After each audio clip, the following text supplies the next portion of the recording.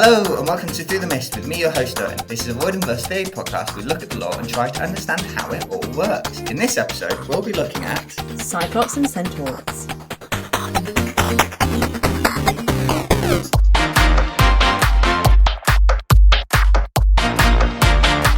Hey, we're back, episode 20. Whoop, whoop. Let's go. And it's not just me. We have got a very special friend with us. Say hello to everybody. Say hello to the Mistbusters. Hello, Mr. Busters. It is me, the other Brit, the rare few. I think there's only like maybe 2 or 3 of us, so it is very much just like, hey, I'm one of them. Don't forget there are other ones of us. Hello, Fran, because you haven't said your name yet. Oh, have I not? Oh my god. Hi, I'm Fran. I'm Fran from the Best Damn Camp. There we go. That's what we needed. Oh god. Yes. So before we get into the episode, we'll talk about a little few things. First things first is the relatively recent, come on guys, I do a monthly podcast, it's recent news about the show. Yay, it's greenlit, everyone excited? Yes, oh my god, officially greenlit, finally it's happened, we're here, we're ready, I'm excited beyond all belief, I cannot believe it's happening. They've also said that production for filming is most likely going to start in the summer as well, so we'll probably get casting in like April, I guess, if they're going to start filming in the summer. Very exciting. Very exciting. We're going to see our favourite books on the little screen because it's not a film. To be honest, I think little screen's a good thing for this. Yes, we've been burnt before. Is TV still called Is TV also called the silver screen, or is that just like film, the silver screen? I don't know. Anywho, yeah, sorry. Talking about, it's out of order, but whatever. Other podcasters, Morgan, who, a friend of the show, he's put some ideas forward and they're in my episode idea list for episodes, so they will happen. They started their own podcast, Capture the Flag podcast, about power sets of people in the Voidverse. So because I'm presuming you like that sort of thing, because you're listening to this, which is all about lore, but that's all about like power sets. So if you're interested, I'm sending you their way because, why not? The last thing I want to talk about, and then we'll see if Fran wants to say anything, because I feel like there might be something she wants to mention, is that I really just want to reiterate my Pegasi theory. And if you don't know why I'm doing this now, 1, it's very actually tied to the episode. And 2, because this is the last episode I've recorded since the Seaweed Brain collaboration I was last on, which is Pegasi are half-blood offspring of the Pegasus, but are they? Because the stupid one dusting line from Scorpio. Grrr, I don't know. I like the theory, but now I'm conflicted inside. Let us know your thoughts, please. Thank you. Fran, anything you want to shout out? Well, Owen, I think I have a few things to shout out. So, obviously, my own podcast, The Best Damn Camp. I'm going through timeline order for the Rowanverse, which, is original enough, I think. And I often talk about the topics no one wants to talk about, which is probably why most people don't like me. Oh, no, people like you. People just disagree with you. I'm not afraid to talk about these sort of things, but for the other big news, my first short story is coming out February 23rd. It is a story which is a setup for my novel series. Yeah, this month. Oh my god. And it is this setup story for this huge series that I'm working on called the Into the Wild series. It is a young adult adventure series. There are going to be 3 novels, 4 short stories, and it's going to be across like the next couple of years. So if you want to see what it's going to be about, the first short story, Echoes of the Past, is currently available for pre-order and will be out on February 23rd. Kindle users, very sorry, Amazon's a dick, and they're not letting my thing basically be for pre-orders on Amazon, so you won't be able to get it until the day it comes out if you have a Kindle. But everyone else, you kind of got an advantage, so you can pre-order it on basically everything else but Amazon. But I'm really excited. It's been a huge, incredible journey just kind of getting this done. Book 1 is coming out this summer on August 20th. Pre-orders aren't available yet, but they will be very soon. And it's been amazing. Also, can I do a shout out? Possibly, I don't. She doesn't know I'm doing this, but I'm going to do it anyway. Eriko Ito from Seaweed Brain has been doing some audiobook sort of stuff for Echoes of the Past. So if you like Seaweed Brain, you're going to hear her voice for my story as well. So,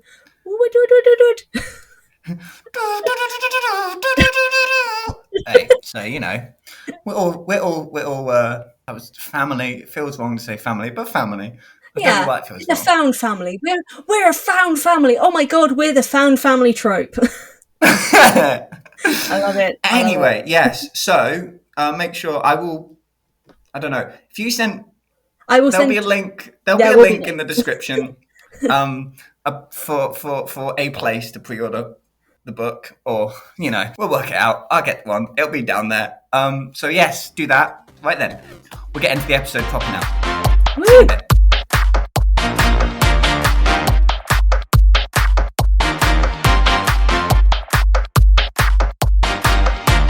Okay, so the episode proper. Let's do this. Right then. So this is technically a follow-up episode from episode 11, Bring on the Monsters.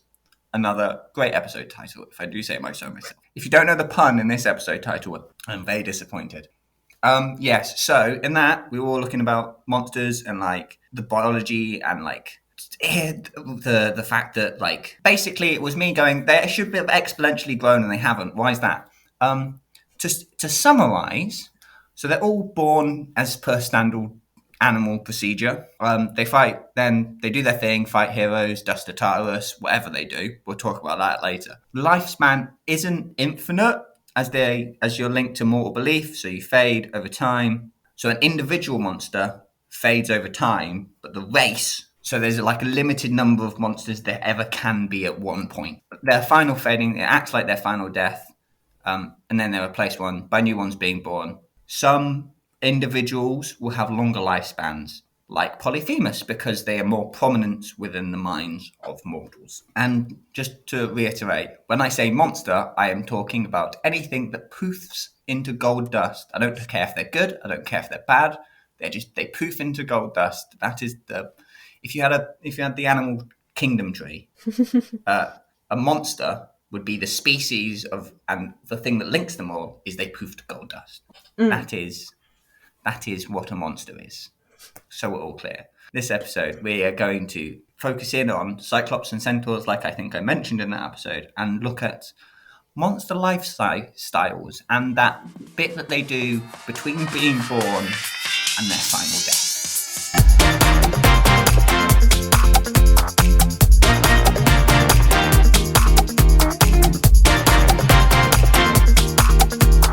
Right then, we shall start with Cyclopses, the one-eyed creatures. And as per usual, we look at the history of things, and then we look at how we put them in the Roidenverse. And then later we'll talk about lifestyle stuff, which is why we've got Fran on, just to be clear. That's why I invited her. Yes, there was no bribing involved. It was all Owen's decision. There was no exchanging of money, nothing like that. It's all no exchanging of. I definitely won't be appearing on Fran's podcast anytime soon. Nope. No, it was all completely for just Through the Mist's benefit. Yes, always is.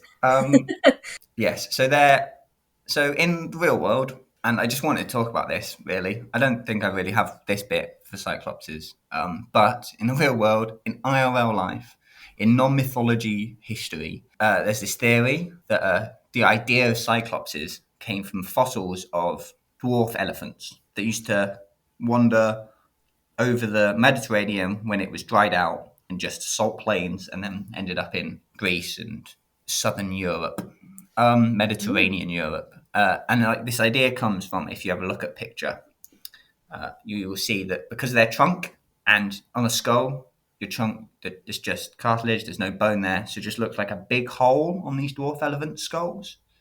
And if you rearrange the skeleton wrong, you can make it bipedal, and it looks like it has one massive hole in the middle of its skull, which is perfectly placed for an eye. And Quinn from Floor 600, which is dead. Sorry, Quinn. She taught us that one, so yay. Uh-huh. fun learning history. However, the fun part in mythology. Yes, so there are two different Cyclops groups Mm. in mythology. One comes from Homer, and one comes from, how do you say the other guy's name? Oh god, Hesiod? I was going to say you're asking a dyslexic, mate. I would have said Hessoid. Meh, the other guy.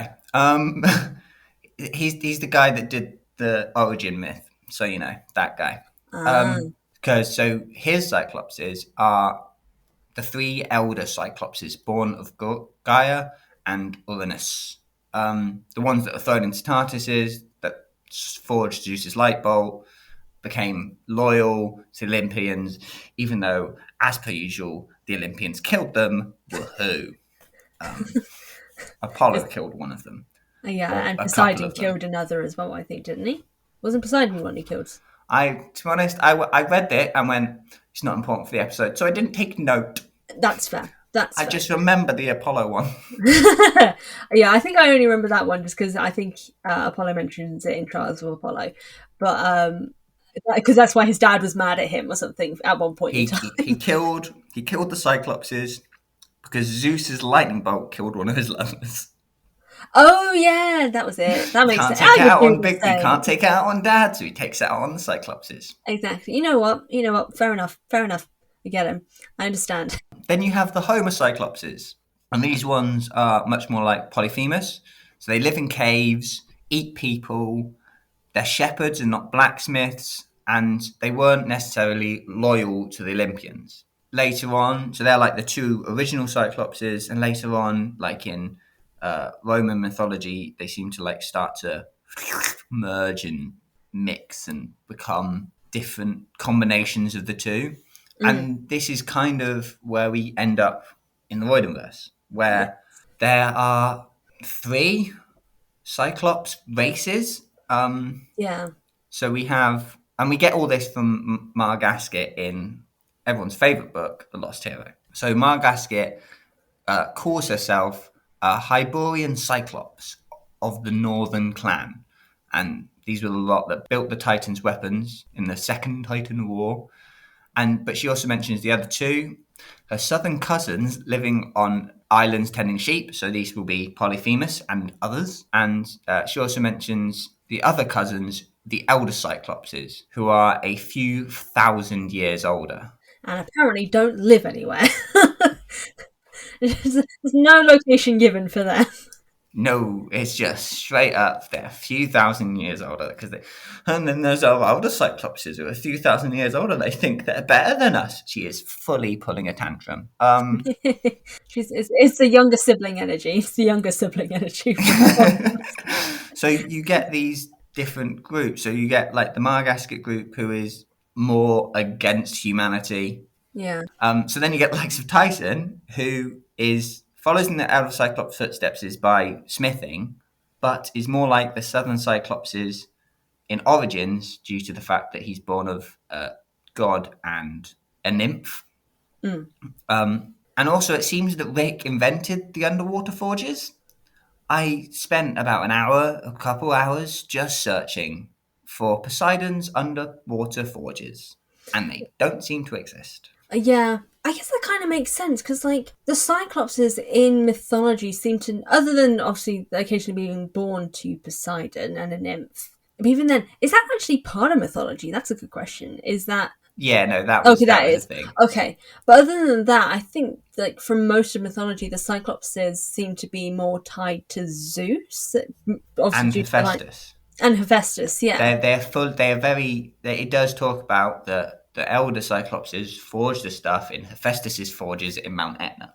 we don't seem to see that much with Hephaestus in the Rodenverse. Like he mentions, like he sees Cyclopses as like noble creatures, but we don't actually ever see him doing like having any connection with Cyclopses. Like there's No, nothing like that.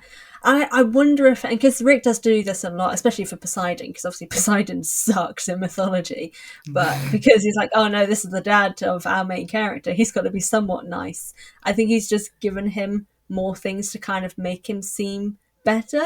Because like in reality, like Tyson, when he goes to the underwater forges, if it was based on actual mythology, he probably would have gone to Hephaestus's forges in St. Helens or wherever it would end up being.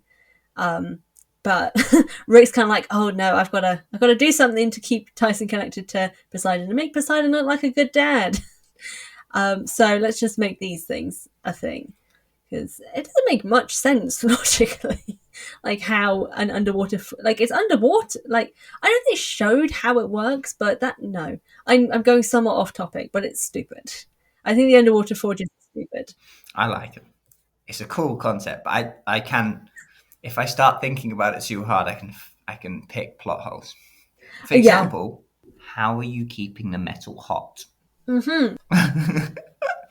That's the main one. Exactly. Yeah, so that's where we end up with the Cyclopses. We shall now move on to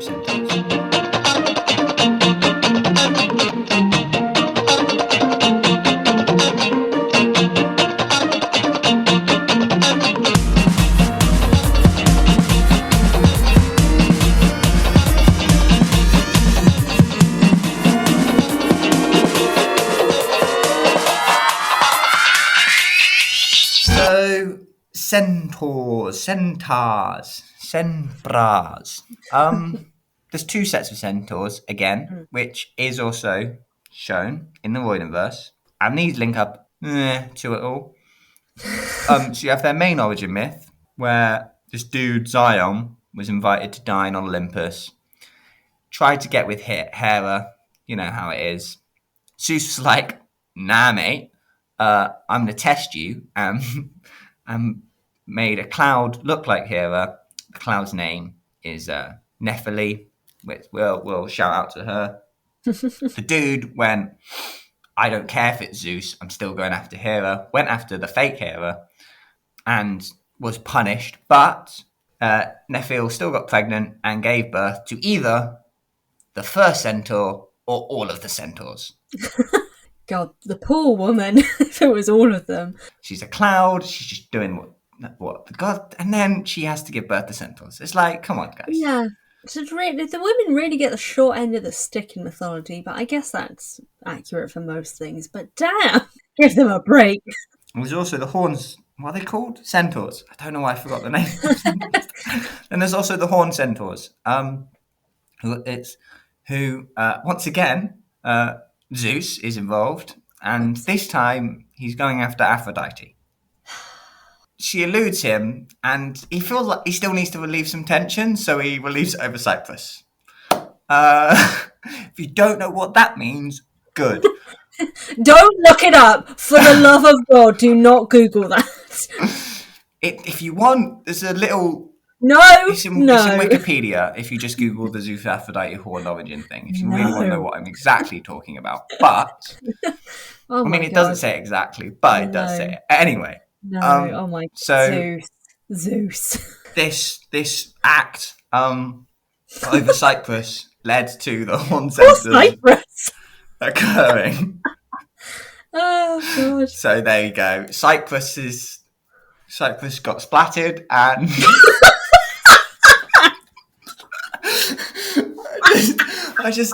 I tried to be relatively. I never attempted to start this podcast being PG, and then I went in and then I got through a year without not being PG, and I've set the tone, so this is the tone we live with. However, sometimes it's rather hard, guys, okay? Yeah, I'm not gonna lie, there was a joke I was ready to make of the fact that he relieves tension and makes horned centaurs. What does horn sound like? The horn is because of horn dog Zeus. And then there's also Chiron.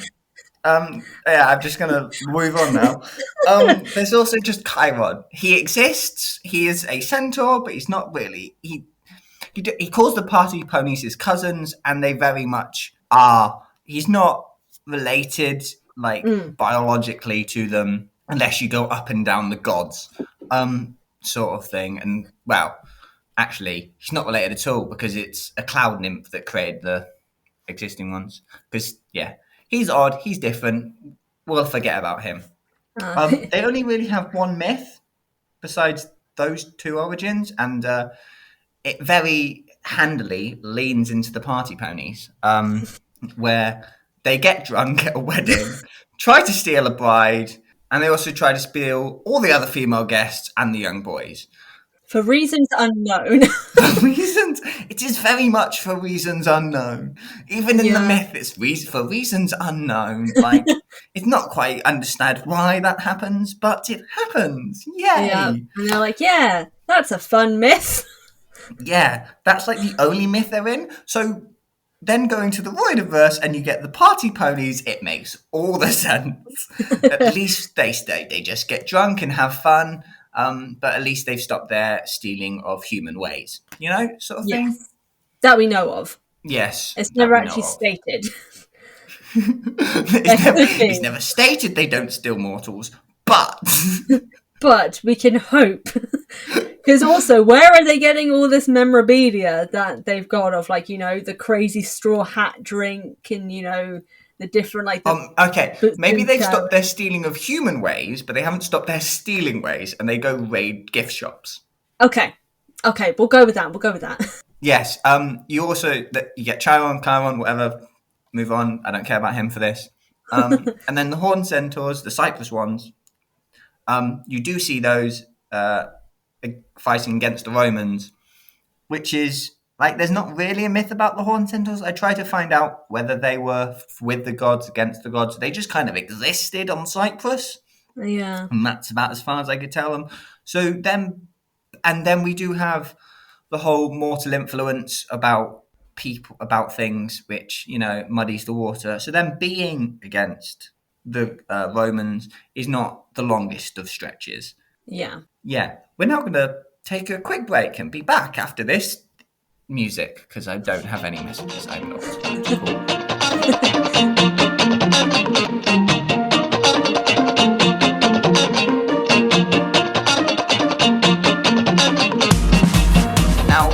Now, if you thought the other bits were a bit mind-bending, welcome to the full-on "we have no answers" section. And the other stuff was just kind of background to talk about this, and it's all about monsters. And why they fight. Do they fight? What's happening? What's going on? And Cyclops and Centaurs were a good pick for this, I feel. Because, as talked about, you get good ones, you get bad ones. You can decide which ones are the good ones and the bad ones. But you get opposing ones within the same generic monster species. So it's just, well, what's going on here? And preface all the theories that I have, and just generally, you get this mortal memory belief thing. It's very cyclical. The gods influence the mortals influence the gods. We all love it. If you have that with the gods, you can swing it, especially with, as I did with biology of the monsters, that collective personality and collective memory of these monster species does affect them. So that's why you have... So with centaurs, for example, as you went through time, I just gave you the origin myths. Man, I feel like Podcast of Poseidon's probably done an episode on centaurs. If they haven't, they need to. Damien, get on it. I know you're listening. And how the perception of them has changed over time. Because in the medievals... Oh, admittedly, the Middle Age was evil. Measly Middle Ages. Yeah, so in the Middle Ages, centaurs were kind of a scary, bad thing that hated all humans. So, that's changed a little bit from these relatively friendly, party-going, human-stealing people.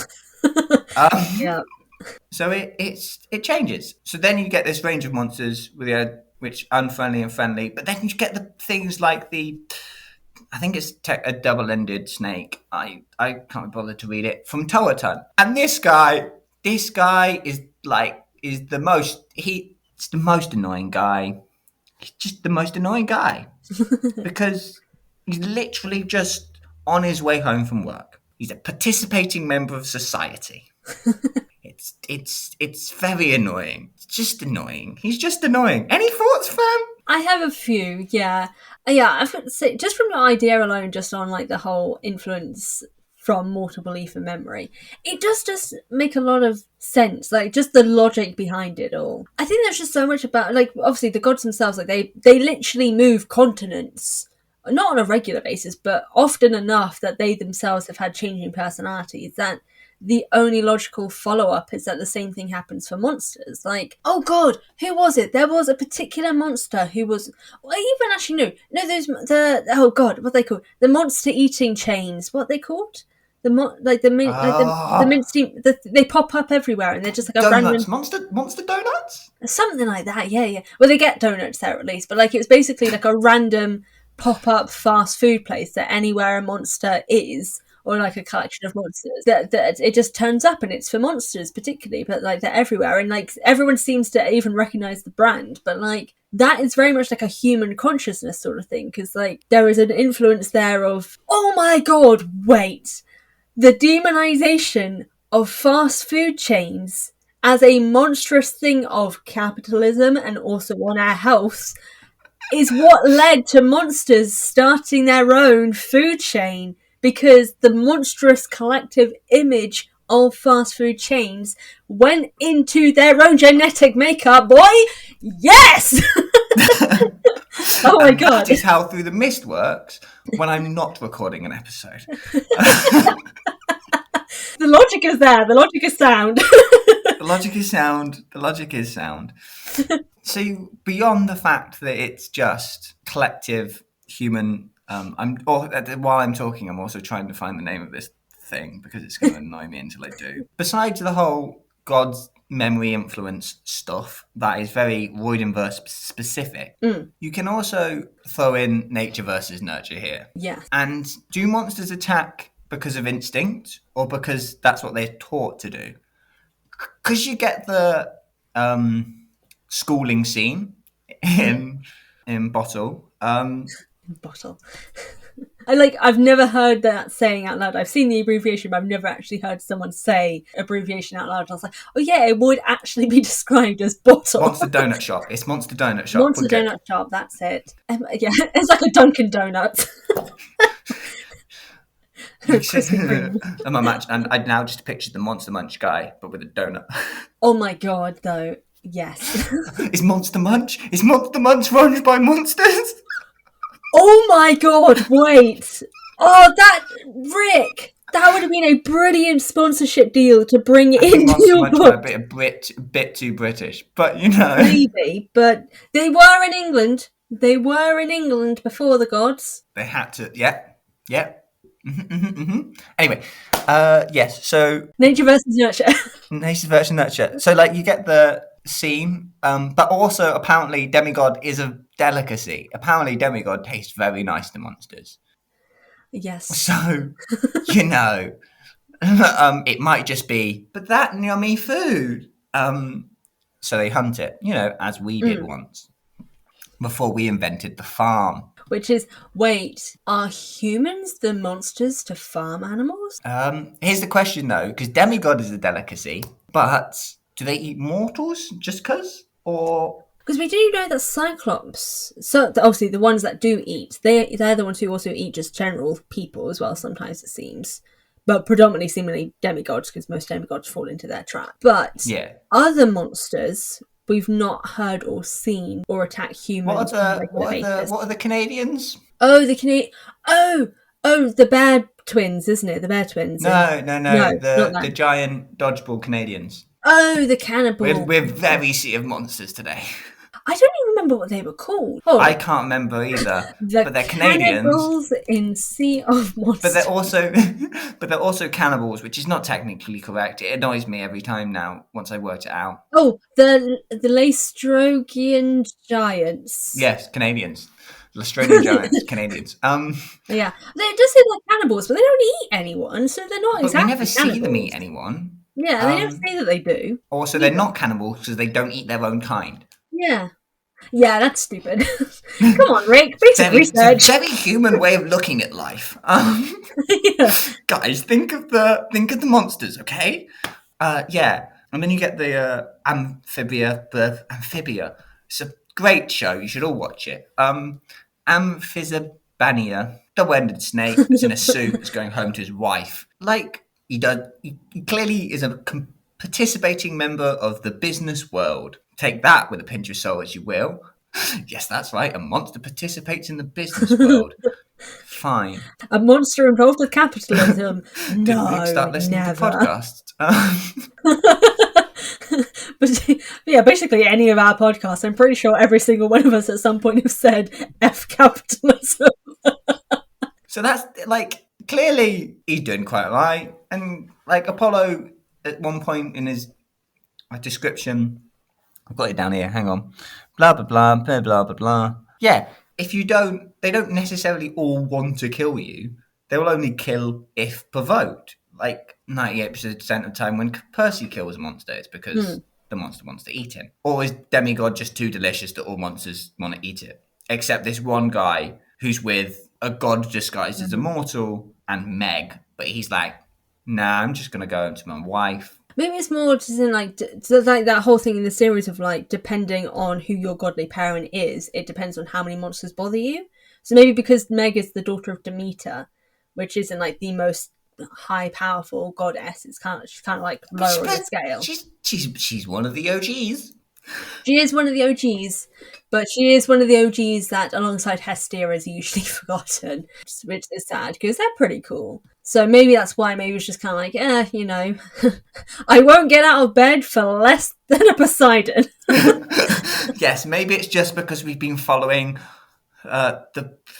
we just mainly have focus of the 7 most powerful demigods of a generation. That it doesn't really matter.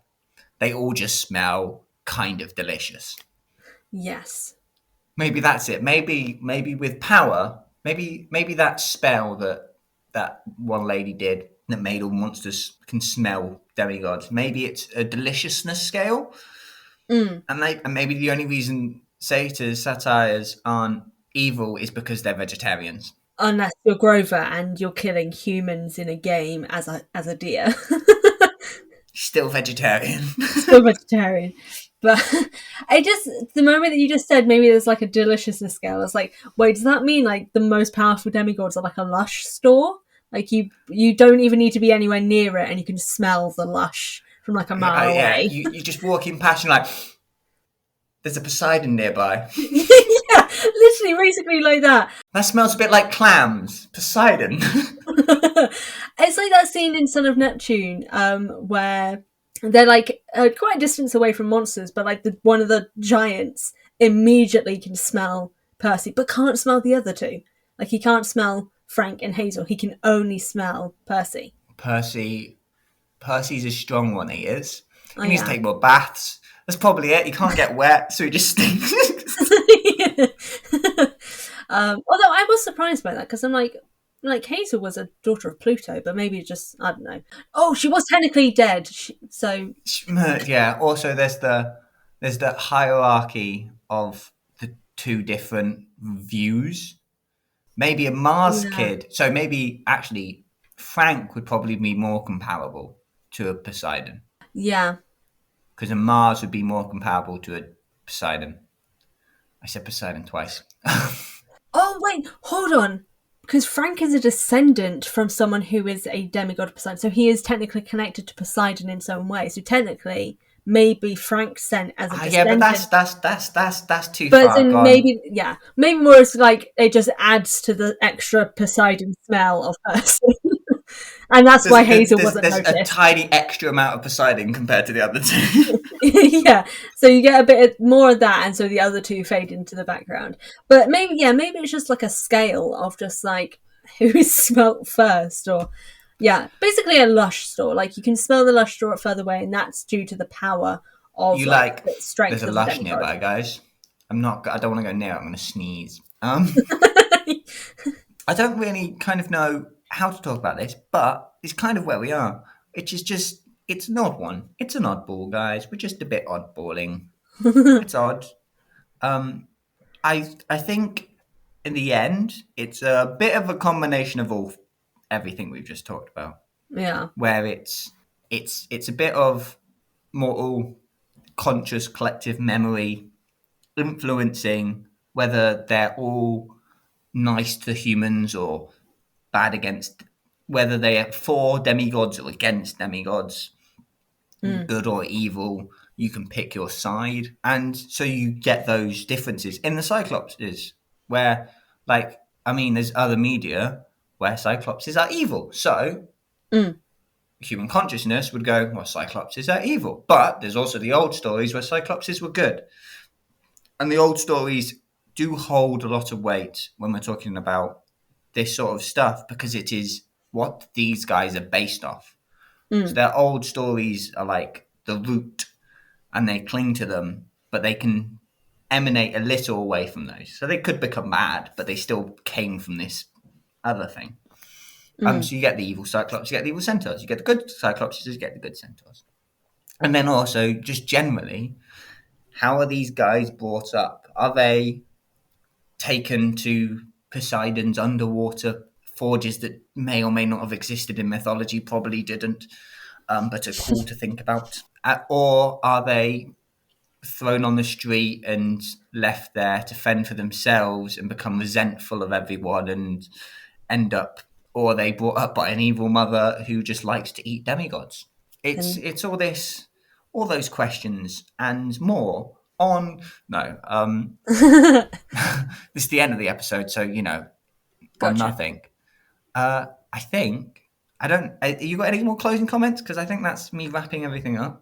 Yeah, no, I think that's all from me as well. I just think it's interesting. Sometimes I think it may be like just thinking of Tyson, for example. Like, he grew up in basically the worst possible situation. Like you said, he literally grew up in the street, being tortured relentlessly by a monster that bigger than him that followed him everywhere to torture him, and yet he still grew up to be one of the kindest Cyclopses that anyone knew. Turned out to be this really lovable, really kind person.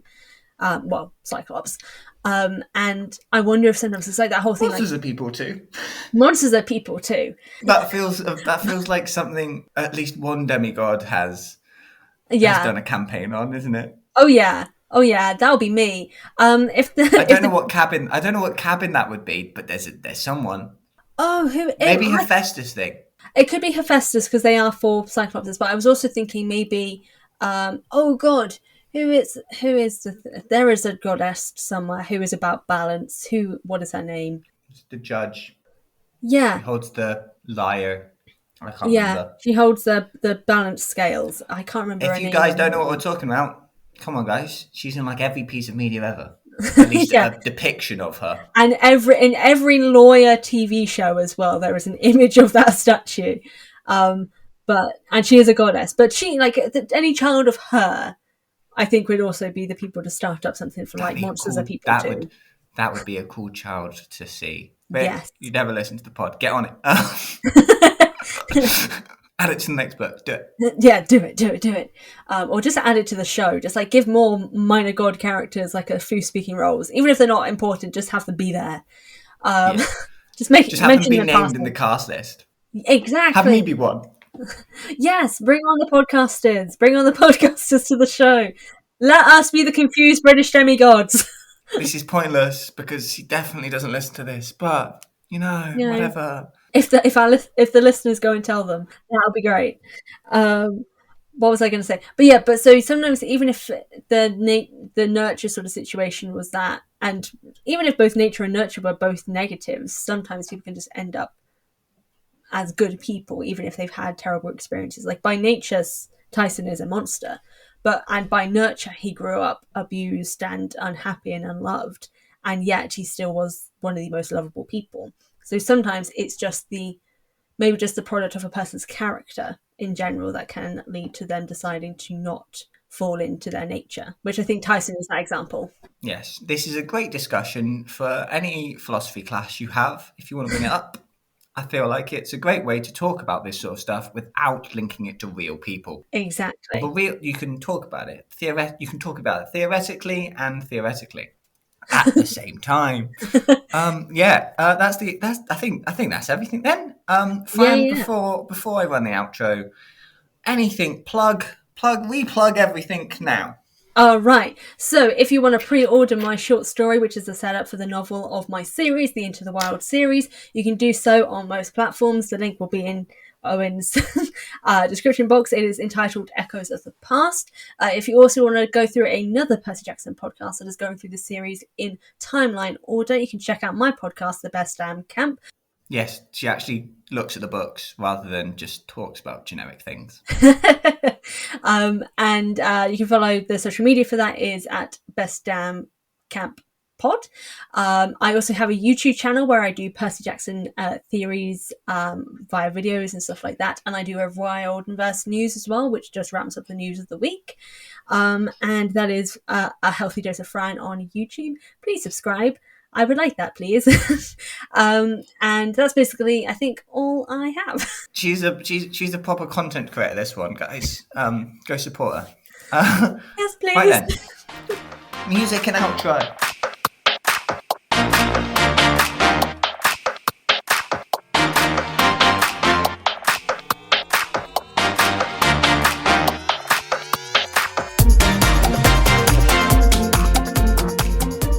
So thank you for indulging this theory. If you have any comments on this theory or theories of your own that you want me to discuss, you can email them through to through.t.mist@gmail.com, or you can follow the Instagrams @through_mist and DM me over there. Make sure to follow the podcast, like the podcast, subscribe to the podcast, rate the podcast, whatever you have to do on whatever platform you listen to make the podcast known. Like, just share it. Do it. I've been Owen. And I've been Fran. And come back next time as we try to see through the mist. And that is how we do it here. Nice.